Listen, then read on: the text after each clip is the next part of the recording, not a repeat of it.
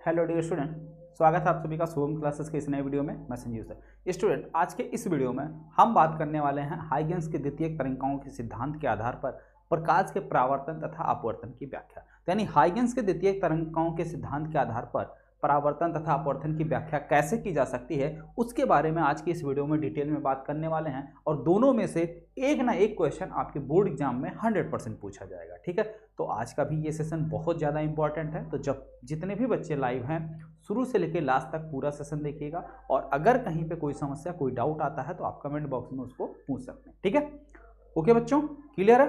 Video start किया जाए। एक बार कमेंट बॉक्स में कमेंट करके बता दो कि ऑडियो वीडियो क्लियर है।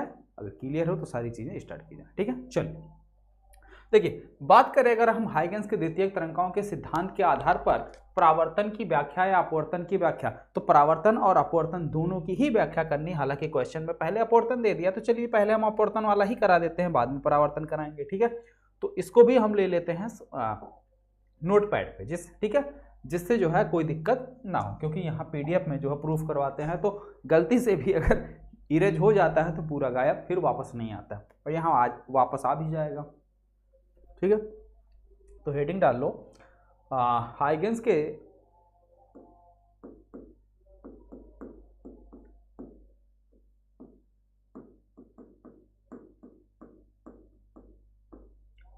द्वितीयक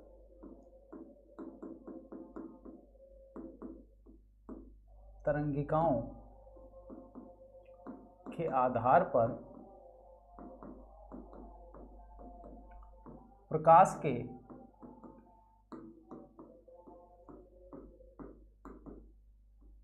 अपवर्तन की व्याख्या। ठीक है, तो अगर हम बात करें हाइगेंस के द्वितीयक तरंगिकाओं के सिद्धांत के आधार पर प्रकाश के अपवर्तन की व्याख्या, तो उसके लिए सबसे पहले हम क्या करते हैं, एक अपवर्तक पृष्ठ खींचते हैं। ठीक है, ये हमारा क्या हो गया, अपवर्तक पृष्ठ है, अपवर्तक पृष्ठ।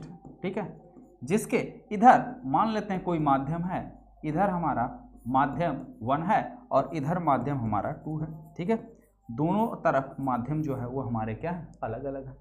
अब मान लेते हैं कोई तरंगाग्र है जो तिरछा इस अपवर्तक पृष्ठ AB पर आपतित होती है। ठीक है, कोई तरंगाग्र AB, ठीक है, इसको कोई नाम, इसको नाम रहने देते हैं, बाद में दे देते हैं, कोई नाम इसको देने की जरूरत नहीं है। मान लेते हैं कोई तरंगाग्र है AB जो तिरछा इस अपवर्तक पृष्ठ पर क्या होता है, आपतित होता है। तो चलिए सबसे पहले हम तरंगाग्र बनाते हैं। ठीक है,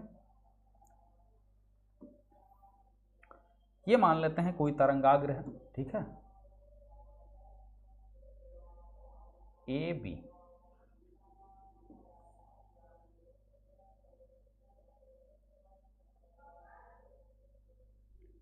ठीक है, ये हमारे पास कोई तरंगाग्र है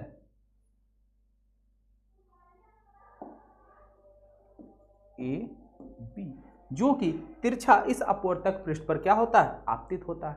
अब यहां पे आप ध्यान दो, जो तरंगाग्र AB का जो A वाला सिरा है, ये अपवर्तक पृष्ठ से पहले टकरा रहा है और ये वाला अपवर्तक पृष्ठ से बाद में टकराएगा कि नहीं। देखिए, B पर जो पार्टिकल होगा या जो पॉइंट B पे जो कण होगा, वो पॉइंट A वाले से बाद में टकराएगा, यानी ये वाला पहले अपवर्तक पृष्ठ से टकराएगा और इसका अपवर्तन पहले होगा। और वहीं पे जो B वाला पार्टिकल है वो क्या हो जाएगा, इस अपवर्तक पृष्ठ से बाद में टकराएगा ना। तो मान लेते हैं ये T समय बाद टकराता है। मान लेते हैं इस तरंगाग्र का वेग कितना है, V है। माना कोई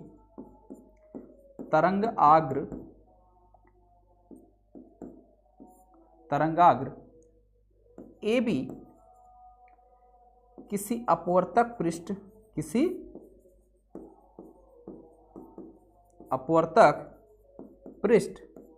पर V वेग से तिरछा आपतित होता है। कैसे आपतित होता है, तिरछा आपतित होता है,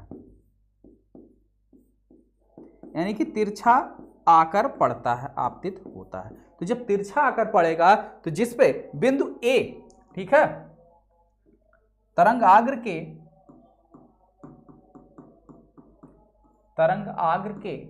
बिंदु A, तरंगाग्र का बिंदु ए अपवर्तक पृष्ठ से पहले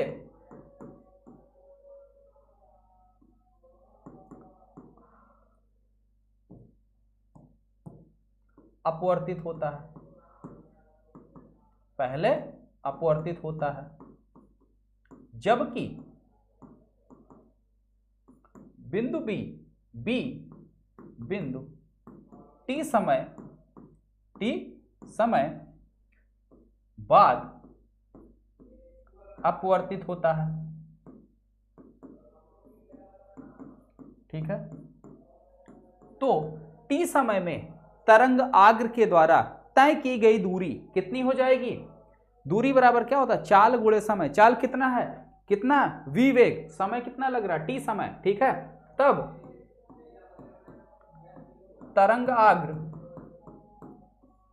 v के द्वारा तय की गई दूरी, जब B पे कोई तरंगाग्र, मान लेते हैं ये पॉइंट कहां पे पहुंच रहा, कोई पॉइंट नाम दे देते हैं B डैश पे, तो कितना हो जाएगा? तय की गई दूरी B V डैश T समय में इतने दूरी तो तय करेगा, इक्वल टू चाल गुणे समय। ये हो गया आपका समीकरण नंबर 1। ठीक है, अब इसके आगे की कहानी इसमें देखो।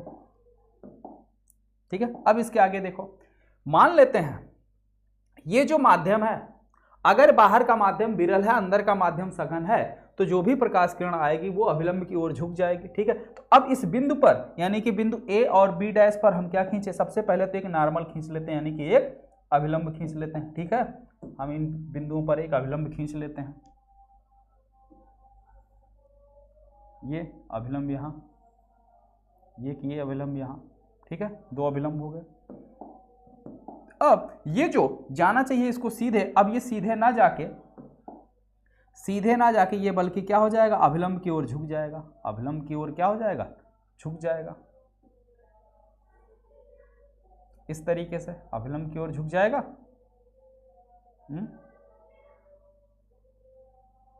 ठीक है, ये अभिलंब की ओर क्या हो गया? झुक गया। अब देखो, अभिलंब के साथ ये जिस कोण पर आपतित होता है उसे हम बोलते हैं आपतन कोण आई, और जो परावर्तित हो रहा उसे बोलेंगे परावर्तन कोण आई। तो ये आपका आपतन कोण हो गया आई। ठीक है, और ये हो गया रिफ्लेक्ट हो रहा, यानी कि परावर्तन कोण आर। बात समझ में आई? अब एक बात यहां पे समझिए, जब कोई प्रकाश किरण एक माध्यम से दूसरे माध्यम में प्रवेश करती है तो उसकी चाल बदल जाती है। तो मान लेते हैं इस माध्यम में ये प्रकाश की चाल इधर आई किस वेग से? v वेग से, और इधर इसकी वेग हो गई कितनी? v dash.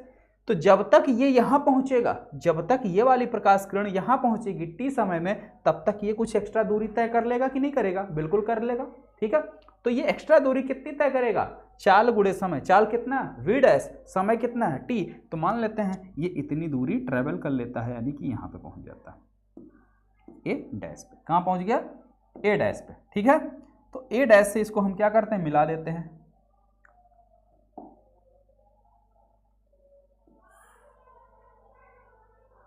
ठीक है, इसको हमने a डैश से मिला दिया। अब आगे देख लो, अब थोड़ा सा इसमें आगे देखो,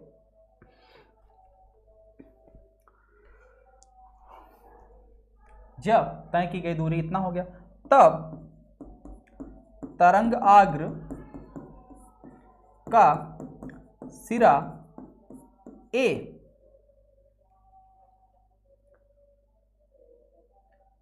v डैश इंटू टी दूरी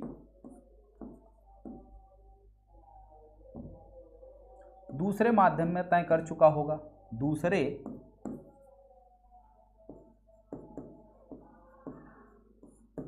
माध्यम में तय कर चुका होगा। ठीक है, तय कर चुका होगा। बात समझ में आई? यहां तक बोलो। अगर यहां तक सबको बात क्लियर हो गई हो तो फिर आगे बढ़ा जाए। अब ध्यान दो, अगर ये कोण आपका आई है तो ये वाला कोण कितना हो जाएगा? ये वाला कोण कितना हो जाएगा? क्योंकि भाई ये चीज देखो, ध्यान से देखो, यहां पे देखो, ये टोटल आपका 90 डिग्री, टोटल कितना? 90 डिग्री। तो अगर ये इतना आई है तो ये बचा हुआ कितना हो गया? ये हो गया हमारे पास 90 माइनस आई। ये कितना हो गया 90 माइनस आई। अब अगर ये 90 माइनस आई हो गया तो ये तो भैया अभिलंब है, जो ग्रीन वाली लाइन है ये वाली लाइन अभिलंब है, यानी कि ये वाला कोण भी 90 डिग्री होगा। टोटल ये कोण 90 डिग्री। अब उसमें से ये इतना 90 माइनस आई हो गया तो ये कितना हो जाएगा, बोलो आई हो जाएगा, बोलो हाँ या ना, आई होगा कि नहीं होगा, बोलो आई होगा ना, हो जाएगा। अब इसी तरीके से आ जाओ इधर, ये वाला कोण कितना 90 डिग्री, तो ये बचा वाला कोण कितना हो जाएगा 90 माइनस आर, 90 माइनस आर, क्योंकि ये इतना आर है तो टोटल 90 है तो 90 माइनस आर हो जाएगा। और यहाँ पे ये समकोण त्रिभुज बनेगा, त्रिभुज के तीनों कोणों का योग 180 होता है, तो ये वाला कोण कितना हो जाएगा आर, कितना हो जाएगा आर, ठीक है। अब अगर कोण आपको समझ में आ गया तो आपके पास सिंपल दो समकोण त्रिभुज दिखाई दे रहे हैं। कौन कौन से, एक तो समकोण त्रिभुज दिखाई दे रहा ए बी बी डैश, और एक समकोण त्रिभुज दिखाई दे रहा ए डैश बी डैश, ठीक है। तो समकोण त्रिभुज, समकोण त्रिभुज ए बी बी डैश में, ए बी बी डैश में साइन आई बराबर क्या हो जाएगा, बताओ साइन आई बराबर क्या होगा। साइन आई ही क्यों निकालना है, व्याख्या किसकी करनी है, अपवर्तन की करनी है। अपवर्तन के लिए स्नेल का नियम n बराबर क्या होता है, साइन आई बटे साइन आर, साइन आई बटे साइन आर ये होता है। तो हमें चाहिए साइन आई, आई यहाँ है, साइन साइन थीटा बराबर क्या होता है, लंब बटे कर्ण। तो अगर हम इसके सामने, कोण के सामने वाली भुजा लंब होती है, 90 अंश के सामने वाली भुजा कर्ण होती है, तो कोण के सामने वाली भुजा हो गई बी बी डैश, और ये 90 डिग्री के सामने वाली भुजा हो जाएगी कर्ण। तो इसमें साइन आई बराबर लंब, लंब हो गया हमारा V V dash, V B dash बटे कर्ण हो गया A B dash, A B dash ये हो गया। इसका मान अगर आप रखोगे तो वी बी डैश का मान है V into T upon A B dash, इसको ऐसे रहने दो, समीकरण नंबर 1। इसी तरीके से अगर हम बात करें किसकी, नीचे वाले त्रिभुज की, ठीक है। नेक्स्ट देखो, नीचे वाले त्रिभुज की अगर हम बात करें, त्रिभुज A B dash A dash में साइन आर बराबर क्या हो जाएगा, लंब बटे कर्ण।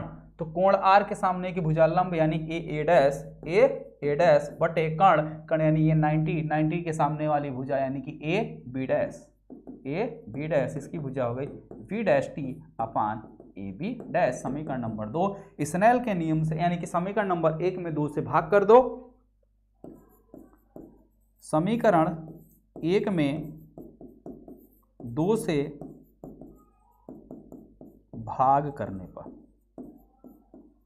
तो अगर हम समीकरण नंबर 1 में 2 से भाग कर दें तो क्या हो जाएगा, साइन आई बटे साइन आर इक्वल टू क्या हो जाएगा, यहाँ पे ऊपर हो जाएगा V T upon A B dash, नीचे हो जाएगा B dash T upon A B dash. तो ए बी डैश से ए बी डैश कैंसिल हो गया, आया क्या, आया हमारे पास V T upon V dash T, तो टी से टी कैंसिल हो गया, वी अपान वी डैश, ठीक है। और v upon V dash, B क्या है, माध्यम 1 में प्रकाश की चाल, वी डैश क्या है, माध्यम 2 में प्रकाश की चाल। माध्यम 1 में प्रकाश की चाल कितनी है v, माध्यम 2 में प्रकाश की चाल कितनी है b डैश, ठीक है। तो यहां से क्या निकल के आया हमको कि साइन आई बटे साइन आर बराबर क्या है, माध्यम 1 में प्रकाश की चाल, माध्यम 1 में प्रकाश की चाल बटे माध्यम 2 में प्रकाश की चाल, और इसी को हम बोलते हैं क्या, अपवर्तनांक। पहले माध्यम के सापेक्ष दूसरे माध्यम का अपवर्तनांक यानी कि 1 और 2, ठीक है। तो साइन आई बटे साइन आर बराबर हो गया 1 और 2, यही होता है अपवर्तनांक n, यही स्नेल का नियम है, यही स्नेल का नियम है। और अगर ये स्नेल का नियम है तो ये किसके लिए सत्य होगा, प्रकाश के अपवर्तन के लिए सत्य होगा। किसके लिए सत्य होगा, प्रकाश के अपवर्तन के लिए सत्य होगा। देखिए एक बार अभी हम फिर से समझा रहे हैं, तब तक उसके लिए थोड़ा सा कुछ जरूरी बात है उसको डिस्कस कर लेते हैं, फिर जो है समझाते हैं। ठीक है, देखिए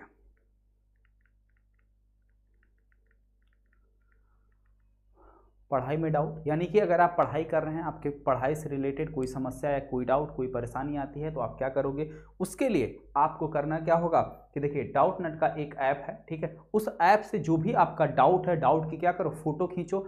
फोटो खींचने के बाद इनकी क्वेश्चन की फोटो खींचिए, फोटो खींचने के बाद उसको क्रॉप कीजिए, क्रॉप करने के बाद उसको क्या कीजिए, जैसे ही आप क्रॉप करेंगे तुरंत उसका वीडियो सोल्यूशन आपको मिल जाएगा। ठीक है, और आप यहाँ एक दिन में अनलिमिटेड सवाल पूछ सकते हैं, आपका कोई लिमिट कोई बाउंडेशन नहीं, बिल्कुल अनलिमिटेड सवाल पूछ सकते हैं। ठीक है, यहाँ पे नेक्स्ट है कि ये सुविधा क्लास 6 से लेकर 12 तक के बच्चों के लिए है, साथ साथ IIT, JEE, NEET, CBSE board, UP board, Bihar, Rajasthan और अदर स्टेट बोर्ड, यानी सभी स्टेट बोर्ड के लिए। अगर आपको फिजिक्स केमिस्ट्री, ठीक है, फिजिक्स केमिस्ट्री, मैथ, बायो या साइंस में इन सब में कहीं कोई समस्या, कोई परेशानी आती है, तो आप आसानी से जो है डाउट नेट के ऐप के थ्रू जो है अपना डाउट क्लियर कर सकते हैं। डाउट नेट ऐप में इसके साथ साथ मिलती है आपको ऑनलाइन क्लासेस, जो कि क्लास 9 से लेकर क्लास 12 तक है, साथ साथ IIT, JEE और नीट की भी क्लासेस हैं। ठीक है, देखिए मैक्सिमम बच्चे जो है इनरोल होके स्टेट टॉपर रह चुके हैं, 100% मार्क्स भी स्कोर किए हुए हैं। डाउट नट का ऐप आप प्ले स्टोर से डाउनलोड कर सकते हैं, और डाउट नट के टेलीग्राम और व्हाट्सएप ग्रुप से जुड़ने के लिए नीचे डिस्क्रिप्शन बॉक्स में लिंक दिया हुआ है, उस लिंक पर क्लिक करके आप जुड़ सकते हैं। चलिए वापस से आते हैं अपने टॉपिक पर। देखिए क्या है, क्वेश्चन था आपका कि हाइगेंस के द्वितीय तरीकों के सिद्धांत के आधार पर प्रकाश के अपवर्तन की व्याख्या, प्रकाश के अपवर्तन की व्याख्या, यही चीज था क्वेश्चन में। ठीक है, तो हम व्याख्या कर रहे थे किसकी, अपवर्तन की। तो अगर हम बात करें अपवर्तन की, तो इसके लिए हमने क्या किया कि मान लिया कोई हमारा एक अपवर्तक पृष्ठ है, कोई अपवर्तक पृष्ठ है, इस अपवर्तक पृष्ठ पर कोई तरंगाग्र, कोई एक तरंगाग्र AB है, AB हमारा क्या है, एक तरंगाग्र है, AB क्या है, तरंगाग्र। तरंगाग्र होता क्या है कि किसी भी माध्यम में स्थित वह काल्पनिक पृष्ठ जिसमें सभी कण कंपन की समान कला में होते हैं, तरंगाग्र कहलाता है। ठीक है, बात समझ में आई। यानी जैसे मान लो तरंगाग्र की हम बात करें, अगर मान लो किसी तालाब में या स्थिर पानी में आप पत्थर का टुकड़ा फेंकते हो, तो वहां पे क्या देखते हो, पानी में लहरें उत्पन्न होती हैं और इस तरीके से ऐसे से चलती हैं। ठीक है, बात समझ में। यानी कि जब लहरें एक साथ ऊपर उठती हैं, तो जो ऊपर लहरें उठ रही हैं, अगर उन्हीं उठे हुए लहरों को हम देखें तो हमको क्या मिलता है, एक सर्किल मिलता है, एक वृत्त मिलता है, और उस सर्किल पर यानी कि उसको स्पर्श करता हुआ अगर हम कोई पृष्ठ खींचें, तो उस पर यानी कि जब लहरें एक साथ उठ रही हैं, तो उस उठे हुए पॉइंट के अगर हर एक पॉइंट पे अगर हम देखें, ऐसे तो होता है, इस तरीके से लहरें आगे बढ़ती हैं। ठीक है, तो ये जो उठा हुआ पॉइंट है, इस पर जितने भी पार्टिकल होते हैं, जितने भी पॉइंट होते हैं, सारे के सारे एक साथ उठते हैं, एक साथ नीचे जाते हैं, तो यानी कि सभी कण जो है एक साथ कंपन कर रहे हैं, यही कहलाता है हमारा तरंगाग्र। बात समझ में आई। तो ये हो गया हमारा क्या, तरंगाग्र। अब ये तरंगाग्र इस बिंदु पर यानी अपवर्तक पृष्ठ पर तिरछा आपतित होता है। जब ये तिरछा आपतित होता है, तो इसका जो पॉइंट A है वो पहले टकरा जाता है, पॉइंट B बाद में, T समय बाद टकराता है। मान लेते हैं पहले माध्यम में तरंगाग्र का वेग v है, तो यहां से यहां तक पहुंचने में लगा समय कितना हो जाएगा, v डैश बराबर क्या हो जाएगा, v गुणे t हो जाएगा। जैसे ही बिंदु B पे स्थित कण B डैश में पहुंचने में t समय लेता है, तब तक बिंदु A पर जो स्थित कण है यानी कि पार्टिकल है, वो कहां पहुंच जाएगा, A डैश पे पहुंच जाएगा। तो A से A डैश की दूरी कितनी हो जाएगी।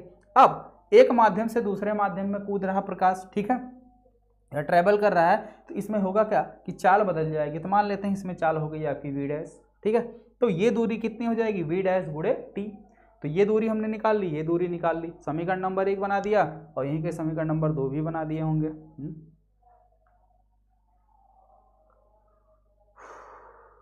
तय कर चुका होगा, लेकिन इसके आगे मैंने लिखा नहीं, तो यहाँ पे लिख लो a डैश बराबर b डैश इंटू टी। ठीक है, ये चीज। अब यहाँ पे आपके पास ध्यान दीजिए, ये हो गया अभिलंब ये हो गया क्या, अभिलंब, ठीक है, ये वाली लाइन हो गई हमारी अभिलंब। तो अभिलंब के साथ आपतन यानी कि जो आपतित किरण है, ये आपतित तरंगाग्र है, इसके साथ जो कोण बनाएगी ये होगी आपतन कोण आई, ये होगी क्या, आपतन कोण आई। अब अगर ये आपतन कोण आई है तो ध्यान से देखो, ये वाला ये पूरा 90 डिग्री है, अगर ये इतना आई हो गया तो ये बाकी बचा कितना हो जाएगा 90 माइनस आई, और ये अभिलंब खींचे हैं तो ये पूरा 90 है, तो अगर ये इतना 90 माइनस आई हो गया तो ये हमारा क्या हो जाएगा, आई, ठीक है, क्योंकि टोटल 90 होगा, यानी कि 90 माइनस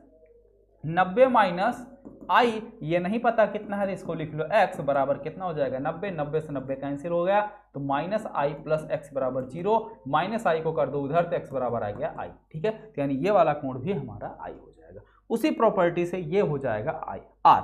तो जब आई और आर मिल गए तो एक त्रिभुज ये दिखाई दे रहा, एक त्रिभुज ये दिखाई दे रहा। सबसे पहले हमने इस वाले त्रिभुज में,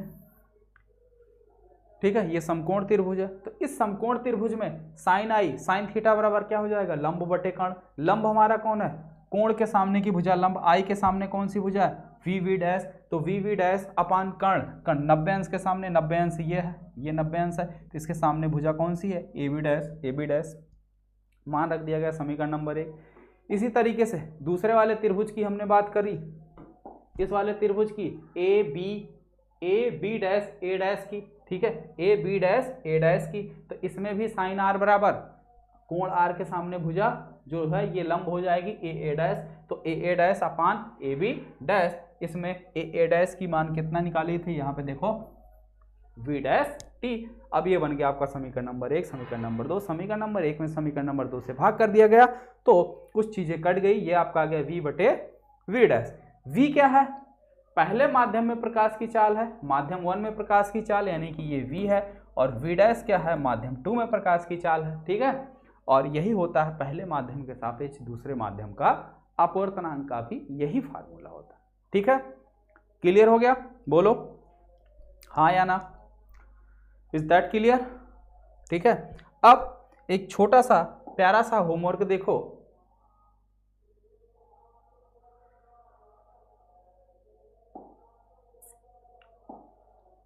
अपवर्तन की व्याख्या हो गई, परावर्तन की व्याख्या देखो। अगर हम बात करें प्रकाश के परावर्तन की व्याख्या के लिए तो इसमें आपको क्या करना होगा, एक हमारा परावर्तक पृष्ठ खींच लीजिए, ये हो गया क्या, ये हो गया हमारा कोई परावर्तक पृष्ठ, इसको कर दीजिए इधर पॉलिश,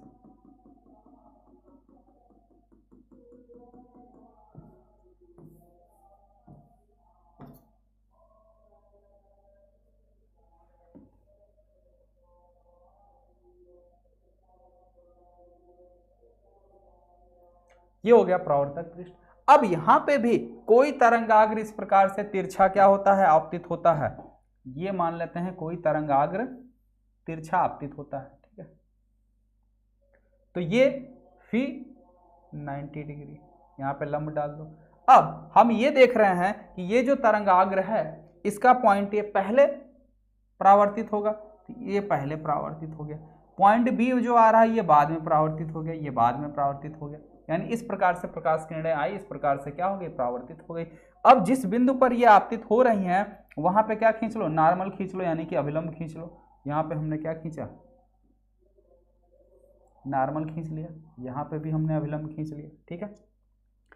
इनके बीच अगर हम कोण देखें, ये कोण हो जाएगा आई, तो ये टोटल हो जाएगा 90 माइनस आई, ये टोटल हो जाएगा हमारे पास कितना 90 माइनस आई, 90 माइनस आई, ठीक है। और नाम दे देते हैं पॉइंट ए, ये पॉइंट बी, और ये मान लेते हैं पॉइंट सी, ठीक है, ये पॉइंट डी, ठीक। तो अब ध्यान से देखो, और ये देखो यहां पे ये वाला कोण, ये टोटल इसकी अगर हम बात करें, ये टोटल 90 डिग्री हो जाएगा, तो ऊपर वाला 90 माइनस आई है, तो ये वाला कोण कितना हो जाएगा, ये वाला कोण हो जाएगा आपका आई, ठीक है, ये कोण हो जाएगा आपका आई, ठीक है।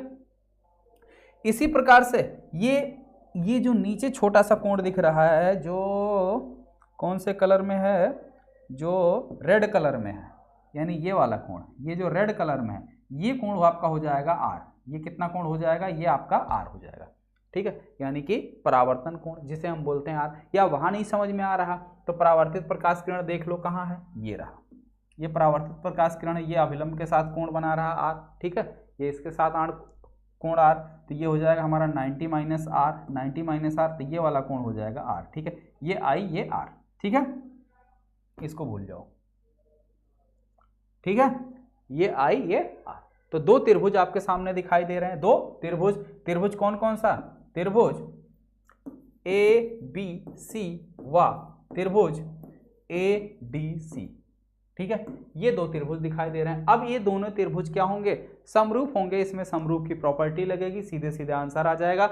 लैंग्वेज लिखना है, यही क्वेश्चन आपका होमवर्क में रहेगा, ठीक है। देखिए इसमें अगर हम बात करें, सबसे पहली बात इसमें हमें प्रूफ क्या करना है, कोण आई बराबर कोण आर, यही चीज हमें दिखाना है।